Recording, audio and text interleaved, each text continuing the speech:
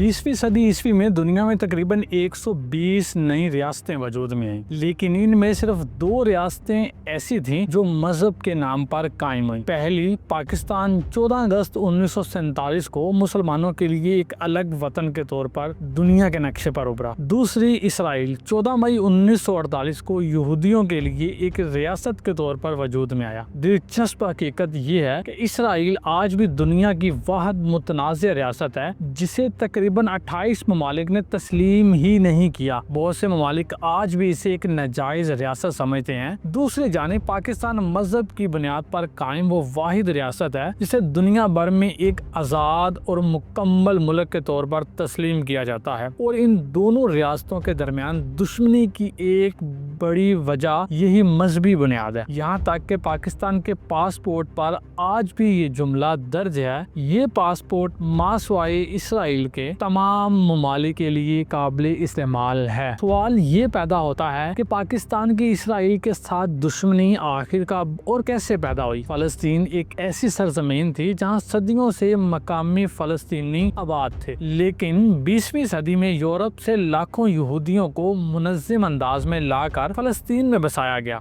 बैनुल-अक़वामी ताकतों खास तौर पर बरतानिया और अमेरिका ने इन यहूदियों से वादा किया कि इसी सरजमीन पर इन्हें एक यहूदी रियासत इसराइल बनाकर दी जाएगी। ये दरअसल एक तयशुदा मंसूबा था जिसके तहत फलस्तीनियों की जमीन पर कब्जा करके एक नई रियासत कायम की गई। यही वजह है कि आज भी दुनिया का एक बड़ा हिस्सा इसे गैर कानूनी और जारहाना अमल समझता है। अरब ममालिक ने भी इसी बुनियाद पर इसराइल को तस्लीम करने से इनकार कर दिया और यूं इसराइल पर एक जंग मुसल्लत की गई। चूँकि इसराइल को आलमी ताकतों की भरपूर हमायत हासिल थी और वहाँ पहले से तरबियत याफ्ता फौजी भी बड़ी तादाद में मौजूद थे। इसराइल ने न सिर्फ अपना दिफा किया बल्कि फलस्तीन की आबादी पर कब्जा करना भी शुरू कर दिया। यहाँ एक बात काबिल जिक्र है कि इस पहली जंग में इसराइल ने हर उस सिविलियन को भी निशाना बनाया जिस पर इसे शक था और यूं इसराइल ने जुल्म और बर्बरियत की नई मिसालें कायम करना शुरू कर दी। इन्हीं सब मामलात को देखते हुए पाकिस्तान ने इसराइल के खिलाफ सख्त रद्द अमल दिया, इसराइल की रियासत को गैर कानूनी करार दिया, आलमी प्लेटफॉर्म्स पर फलस्तीनियों की हमायत में आवाज बुलंद की और अक़वाम मुत्तहिदा में इसराइल और आलमी ताकतों के खिलाफ सख्त बयानात दिए। मजीद बरा 1951 में पाकिस्तान ने बाकायदा अपने पासपोर्ट पर यह जुमला प्रिंट करवाया कि ये पासपोर्ट मासवाए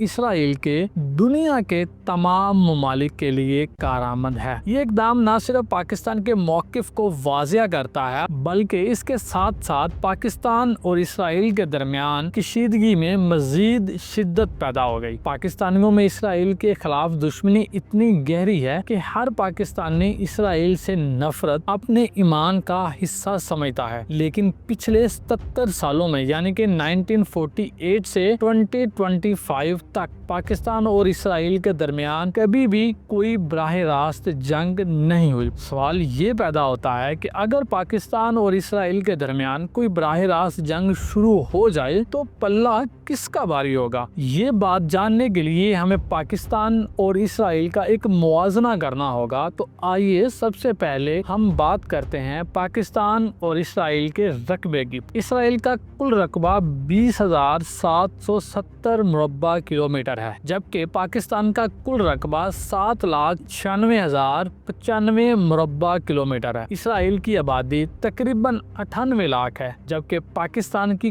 कुल आबादी तकरीबन 24 करोड़ है। इसराइल के पास 1,70,000 एक्टिव फौजी एहलकार हैं। पाकिस्तान के पास 6,55,000 एक्टिव फौजी एहलकार मौजूद हैं। इसराइल के रिजर्व फौजियों की तादाद 4,65,000 है, जबकि पाकिस्तान के पास रिजर्व फौजियों की तादाद 5,50,000 है। इसराइल के पास 612 जंगी हथियार मौजूद हैं और पाकिस्तान के पास 1,434 जंगी हथियार मौजूद हैं। इसराइल के पास 2,760 टैंक मौजूद हैं। पाकिस्तान के पास 3,742 टैंक हैं। इसराइल के पास 10,000 तोप खाने के यूनिट मौजूद हैं, जबकि पाकिस्तान के पास 4,472 तोप खाने के यूनिट मौजूद हैं। इसराइल के पास 339 लड़ाका जहाज, जबकि पाकिस्तान के पास 387 लड़ाका जहाज मौजूद हैं। इसराइल के पास 5 आबदोजें, जबकि पाकिस्तान के पास 9 आबदोजें हैं। इसराइल के पास 63 जंगी बहरी जहाज हैं, जबकि पाकिस्तान के पास तकरीबन 100 जंगी बहरी जहाज मौजूद हैं। पाकिस्तान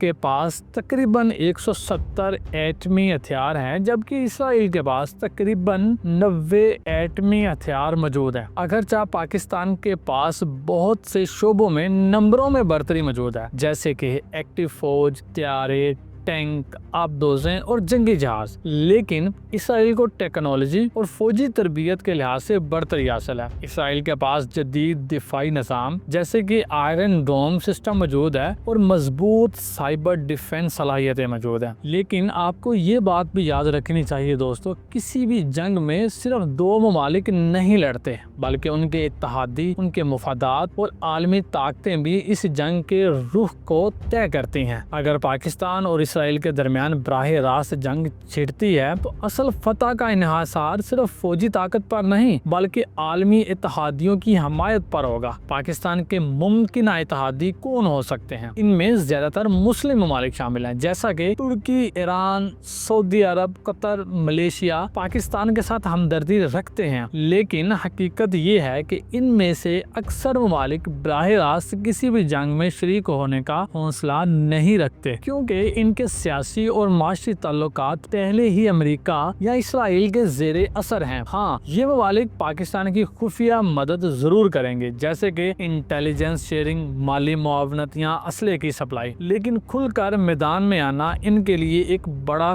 खतरा होगा। चीन और रूस जैसे ताकतवर ममालिक भी पाकिस्तान के करीबी दोस्त हैं, लेकिन ये भी बराह रास्त जंग में शरीक होने से गुरेज करेंगे, क्योंकि इन्हें अपने आलमी मफादात और तजारत का ख्याल रखना होगा। अलबत्ता ये ममालिक पाकिस्तान को जदीद हथियार, माली इमदाद या सियासी हमायत जरूर देंगे, लेकिन फिर भी जंग की सूरत में सबसे ज्यादा नुकसान पाकिस्तान का ही होगा, क्योंकि पाकिस्तान की इकोनॉमी पहले ही नाजुक हालात में है और वो तवील मुद्दत जंग बर्दाश्त करने की पोजीशन में नहीं है। अब बात करते हैं इसराइल की। इसराइल के पीछे खड़ी हैं दुनिया की सबसे बड़ी ताकतें, अमेरिका, बरतानिया, फ्रांस, जर्मनी और नेटो के अक्सर ममालिक। ये ममालिक इसराइल को न सिर्फ अरबों डॉलर की सालाना इमदाद देते हैं, बल्कि जदीद तरीन दिफाई टेक्नोलॉजी जैसे आयरन डोम सिस्टम और बराह रास्त फौजी तहफ़्फ़ुज़ भी फराहम करते हैं। जंग की सूरत में अगर पाकिस्तान इसराइल पर मिसाइल फायर करता है तो अमरीकी जंगी बहरी जहाज जो पहले ही समंदरों में मौजूद हैं, वो मिसाइल इसराइल तक पहुंचने से पहले ही फजा में तबाह कर देंगे। इसराइल की हमायत में अमेरिका और नेटो ममालिक न सिर्फ पाकिस्तान पर सफारती दबाव डालेंगे, बल्कि मुमकिन तौर पर माशी पाबंदियां और अस्करी कार्रवाई भी अमल में आ सकती है, जबकि पाकिस्तान के इत्तेहादी ममालिक अपनी माशी और सियासी कमजोरियों की वजह से इतनी जुर्रत नहीं रखते कि वो बराह रास्त पाकिस्तान के साथ मैदान में उतरे। इकोनॉमी का पहलू भी बहुत अहम है। इसराइल की इकोनॉमी आलमी स्पोर्ट और टेक्नोलॉजी की बदौलत मुस्तहकम है, जबकि पाकिस्तान की इकोनॉमी सख्त बहरानों से गुजर रही है और यही वजह है कि पाकिस्तान तवील जंग का बोझ नहीं उठा सकता। तो नतीजा